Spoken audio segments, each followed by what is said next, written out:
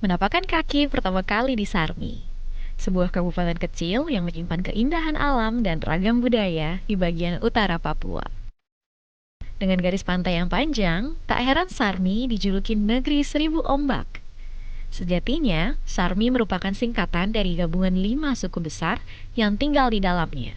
Ada Sobei, Armati, Rumbuai, Manirem, dan Isirawa. Secara geografis, batas utara Sarmi berbatasan langsung dengan Samudra Pasifik. Di sebelah timur, Sarmi bersebelahan dengan Kabupaten Jayapura. Di sisi selatan, Sarmi berbatasan langsung dengan Provinsi Papua Pegunungan, dan pada sisi barat, Kabupaten Mamberau Moraya yang berbatasan dengan Sarmi.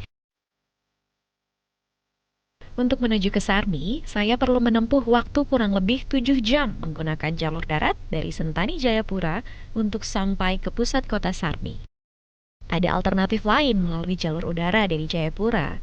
Namun sayangnya, penerbangan ke Sarmi hanya sekali dalam seminggu di Bandar Udara Mararena.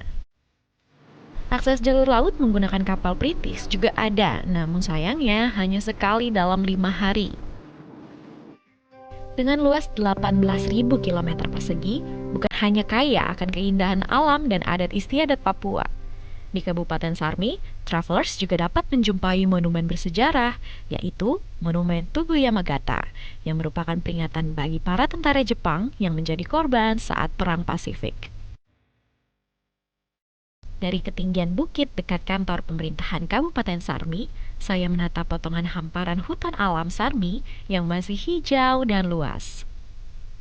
Dikelilingi hutan tropis dan garis pantai yang panjang, beberapa pulau wajib dikunjungi kalau travelers singgah ke Kabupaten Sarmi. Nah, travelers kalau berkunjung ke Sarmi rasanya nggak pas kalau nggak berkunjung ke salah satu pulau yang ada di Kabupaten Sarmi.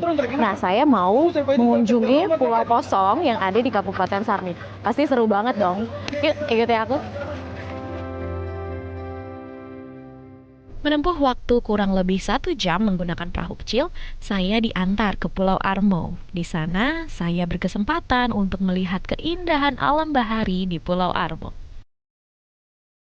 Saat saya hendak naik perahu, kebetulan saya melihat penyu liar yang sedang berada di pasir putih pantai Kampung Armo. Sudah tiba di pulau, rasanya tak puas kalau saya tak melihat terumbu karang yang ada di Laut Sarmi. Di sini, saya mencoba snorkeling pertama kalinya di Laut Pulau Armo. Setelah menempuh perjalanan 1 jam kurang lebih dari Sarmi ke Pulau Armo, kakak, kita sekarang mau nyoba untuk melihat langsung keindahan laut Pulau Armo. Bener ya kakak ya?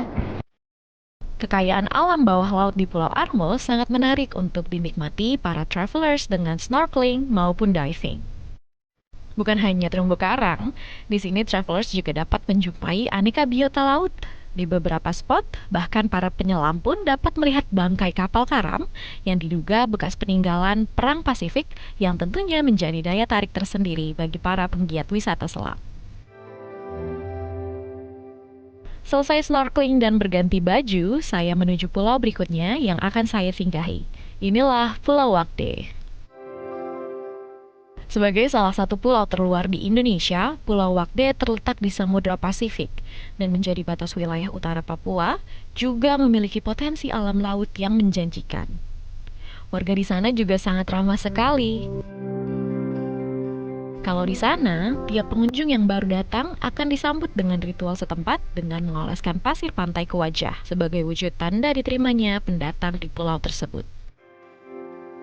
Mata pencaharian utama warga kampung di Pulau Wakde ini adalah mencari ikan di laut. Kegiatan memancing menjadi pemandangan khas sehari-hari di sana. Kebetulan saat saya berada di sana, sedang ada perlombaan. Saya pun melihat para warga yang antusias mengikuti lomba mancing dengan alat tradisional yang sederhana. Tapi yang berkesan buat saya adalah saat saya diajak langsung memancing ikan oleh warga setempat. Menggunakan perahu sederhana, Papa Seth menunjukkan kepada saya seperti apa biasanya ia memancing. Saya menggunakan umpan udang untuk memancing ikan.